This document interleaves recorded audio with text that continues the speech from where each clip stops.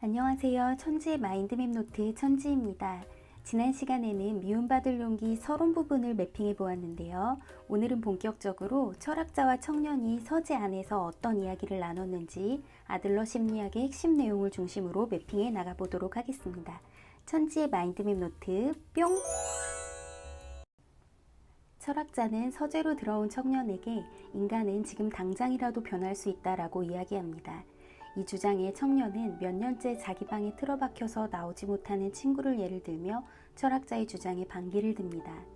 그 친구는 밖으로 나오고 싶어하고 할 수만 있다면 일도 갖길 원하지만 방에서 한 발자국이라도 나오면 숨이 가빠지고 손발이 떨리는 일종의 신경증을 겪고 있다고 말합니다. 청년은 이 친구가 과거에 어떤 원인이 될 만한 트라우마나 가정환경의 영향이 있어서 그렇다고 이야기하며 원인론에 입각해 인간은 변하기 어렵다고 주장합니다. 철학자는 원인론을 맹신하면서 사는 한 우리는 한 발자국도 앞으로 나아갈 수 없다며 인간은 과거의 영향을 받아 행동하는 것이 아니라 스스로 정한 목적을 향해 움직인다고 주장합니다. 즉 목적론의 입장에서 볼 때 그 친구는 바깥에 나가지 않겠다라는 목적을 가지고 그 목적을 달성하는 수단으로 불안과 공포 같은 감정을 끌어온 것이라고 이야기합니다. 밖에 나가지 않고 집에 틀어박혀 있으면 부모의 걱정과 관심을 한 몸에 받게 되고 마치 상처난 부위를 어루만지듯 조심스럽게 대해줍니다. 그래서 변화를 시도할 용기를 내지 않고 계속해서 집에 머물게 되는 것이라고요. 사람들은 흔히들 인간의 성격이나 기질은 변하지 않는다고 말하는데 아들러 심리학에서는 그런 성격이나 기질을 생활 양식이라는 말로 표현합니다. 생활 양식이란 삶에 대한 사고나 행동의 경향을 가리키는데 그 사람이 세계를 어떻게 바라보는가 그리고 자신을 어떻게 바라보는가 하는 의무부여 방식을 집약시킨 개념입니다. 성격이나 기질이라는 단어는 변하지 않는다는 뉘앙스가 강한데 세계관, 인생관으로 표현한다면 충분히 바꿀 수 있다는 생각이 듭니다. 실제로 아들러 심리학에서는 이 생활 양식을 본인의 의사와 관계없이 주어진 것이 아닌 스스로 선택한 것으로 봅니다. 대략 10살 전후라는 것이 아들러 심리학의 견해인데 스스로 선택한 것이라고 한다면 다시 선택하는 것도 가능하다는 말입니다. 지금까지 생활 양식을 유지하는 것도 새로운 생활 양식을 선택하는 것도 모두 자신의 판단에 달렸는데 바꾸려고 할 땐 우리는 큰 용기가 있어야 합니다. 인간은 변하고는 싶어 하지만 이런저런 불만이 있더라도 이대로의 나로 사는 것이 편하고 안심되기 때문에 변화하는 것을 불안해하고 두려워합니다. 변함으로써 생기는 불안을 선택할 것이냐, 변하지 않아서 따르는 불만을 선택할 것이냐인데 보통의 인간은 변하지 않는 편을 선택한다는 것입니다. 청년은 철학자와 대화를 나누며 아들러 심리학은 참 잔인하다고 느꼈습니다.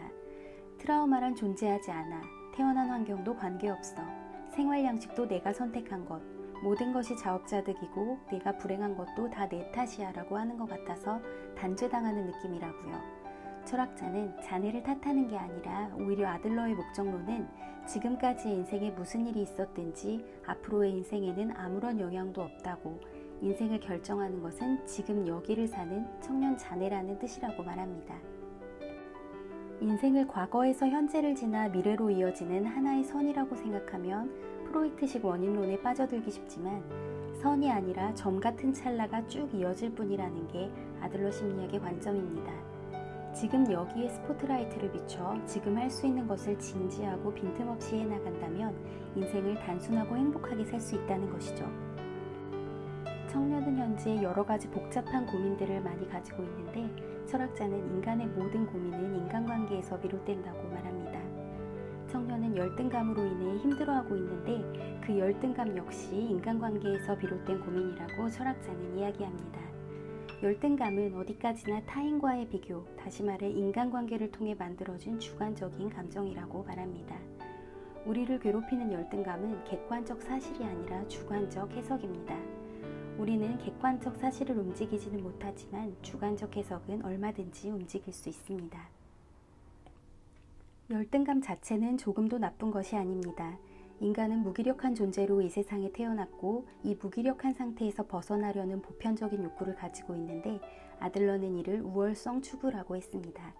간단히 말해 향상되기를 바라는 것입니다. 아들러는 우월성 추구도 열등감도 병이 아니라 제대로만 발현되면 건강하고 정상적인 노력과 성장을 하기 위한 자극이라고 말했습니다. 열등 콤플렉스는 자신의 열등감을 변명거리로 삼기 시작한 상태를 가리킵니다. 구체적으로는 나는 학력이 낮아서 성공할 수 없다. 나는 못생겨서 결혼을 할 수가 없다. 즉, A라서 B를 할 수 없다는 논리를 내세우는 것입니다. 하지만 아들러는 이런 인과관계에 대해 무늬만 인과법칙이라는 용어로 설명하고 있습니다. 내가 결혼하지 못하는 이유는 어린 시절에 부모님이 이혼했기 때문이다. 즉, 부모님이 이혼해서 나는 결혼을 할 수가 없다고 말하는 사람이 있습니다.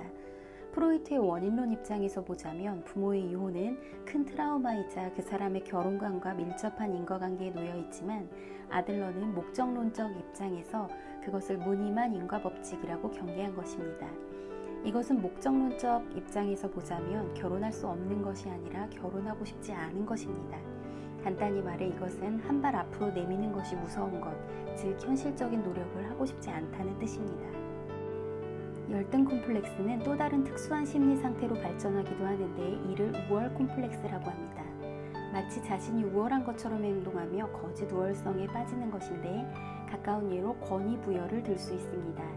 예를 들어 자신이 권력자와 각별한 사이라는 것을 어필해 그를 통해 자신이 특별한 존재인 것처럼 행세하는 것입니다.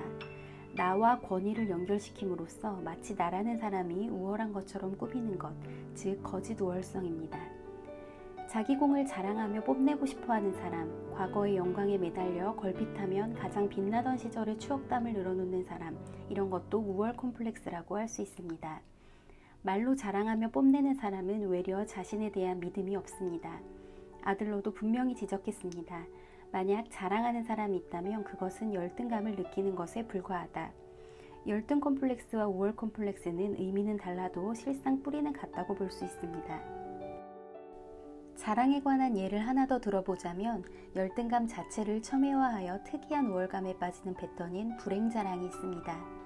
이런 사람들은 불행한 것을 특별하다고 여기고 불행함을 내세워 남보다 위에 서려고 합니다.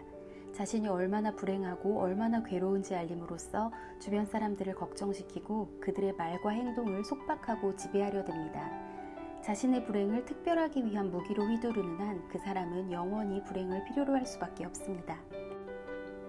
오늘은 아들러 심리학 목적론의 대전제인 인간은 변할 수 있다, 즉 변화에 대한 이야기와 인간관계에서 발생하는 열등감에 대한 내용을 매핑해 보았습니다. 다음 시간은 미움받을 용기 시리즈 마지막 편으로 아들러 심리학의 목표와 자유로운 삶을 위한 구체적 솔루션을 매핑해 보도록 하겠습니다. 유익하셨다면 구독과 좋아요 눌러주세요. 감사합니다.